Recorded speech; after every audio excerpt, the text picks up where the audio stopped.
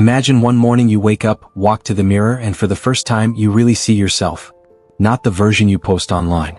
Not the version you pretend to be around people. But you. The real you. And maybe you don't recognize that person. Because for years you've been building walls, masks, smiles, and stories, all to hide the truth of who you really are. Maybe you learned early that being yourself wasn't always safe. You spoke your mind and someone told you to be quiet. You showed your feelings and they said, stop being dramatic. You asked for love and someone made you feel weak for wanting it. So you learned to wear a mask. A smile when you're sad. A laugh when you're breaking. A yes when everything in you screams no. And slowly the mask became your face.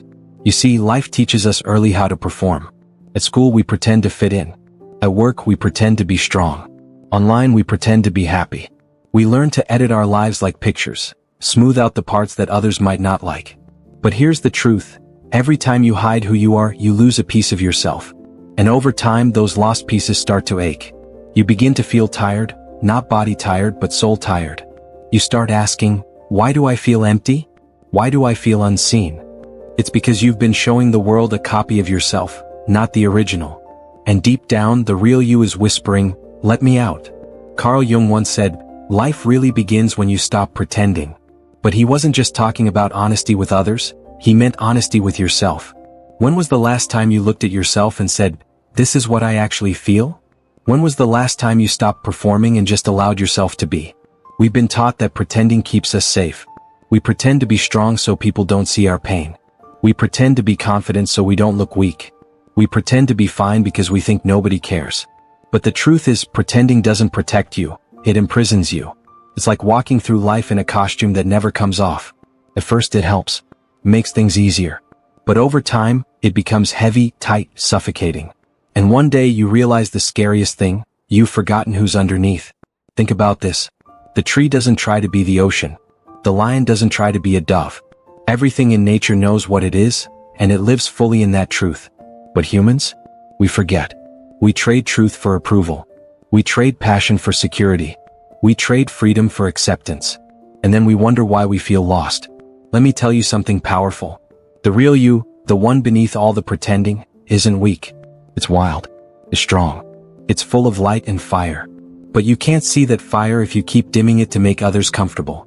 So many people go through life wearing masks so long that they forget what breathing feels like without them. They spend decades trying to please everyone except the one person who matters most, themselves. You can't please the world and be free at the same time. At some point you have to choose. And yes, taking off the mask is scary. You'll fear being judged. You'll fear being rejected. You'll fear losing people. But the truth? The people who leave when you show your real self were never your people. And the ones who stay, those are your tribe, your home, your mirror. You will never lose what is meant for the real you. Let's talk about fear. Fear is the reason most people never meet themselves. Fear of failure. Fear of not being enough. Fear of being alone. But fear is a liar with a soft voice. It tells you, if you show them who you are, they'll stop loving you. It whispers, if you speak your truth, you'll lose everything. But the opposite is true. When you show the world who you really are, you don't lose, you gain. You gain peace. You gain freedom. You gain yourself. Let me give you an example. There's a story about a young girl who loved to paint. But one day her teacher told her, you're not very good. So she stopped. For years she never touched a brush again. She became a lawyer, got rich, got busy, but deep inside she felt empty. One day when she was 50, she picked up a paintbrush again. She said, I finally remembered who I was before the world told me who to be. That's what it means to stop pretending. It's not about changing who you are. It's about coming home to yourself. Every human carries a shadow, the part of us we hide. Our anger, our fear, our shame, our pain. But those parts aren't bad, they're misunderstood.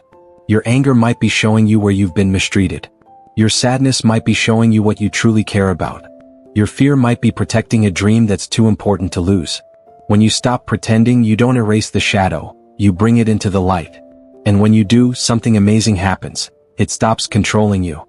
So how do you start? Not by big changes, but small truths. The next time someone asks, how are you? Tell the truth. Say, I'm struggling. Or, I'm tired. Or, I'm okay but not great. Watch how that small truth opens doors. Or when you feel something, don't push it down. Sit with it. Let yourself cry, laugh, yell, rest. Feel the full range of being human. Because pretending protects your image, but truth heals your soul. And yes, some people won't understand. Some will say you've changed. But what they really mean is, you stopped fitting into their illusion. You stopped playing small so they could stay comfortable. That's okay. Your job isn't to shrink. Your job is to shine. Here's the twist. The person you've been pretending to be, that mask, was never your enemy. It was your protector. It kept you safe until you were strong enough to be real. So don't hate the mask. Thank it. Then take it off and walk forward. Every great story, every hero's journey begins with truth. Moses had to face fear. Nelson Mandela had to face imprisonment. Malala had to face danger. But what made them powerful wasn't perfection. It was authenticity. They refused to pretend. You can't change your life until you tell yourself the truth about it. And when you do, you begin to rise. The world doesn't need more perfect people. It needs more real people. People who admit they're scared but move anyway. People who admit they've failed but still try again. People who cry then stand up stronger. That's what authenticity looks like. Not perfection but courage. So here's your challenge. For the next 30 days, tell yourself the truth, even if you don't tell anyone else. Who am I when no one's watching? What makes me come alive? What am I pretending not to know? Because when you start answering honestly, you begin to wake up. And waking up is not easy. It's messy. It's painful. But it's real. You'll lose things, fake friends, old habits, comfort zones. But you'll gain something better. Peace. Peace of mind is the quiet that comes when your words and your heart finally match. Look in the mirror again. This time don't look for flaws. Look for truth. The person staring back at you isn't broken. They're becoming. You're not behind. You're not too late. You're right on time. The moment you stop pretending, your real life begins. Because life doesn't reward performance. It rewards presence. And the most powerful thing you can ever be is you. And don't forget to like this video and subscribe for more stoic tools to help you train your thoughts daily and rewire your mindset for real transformation.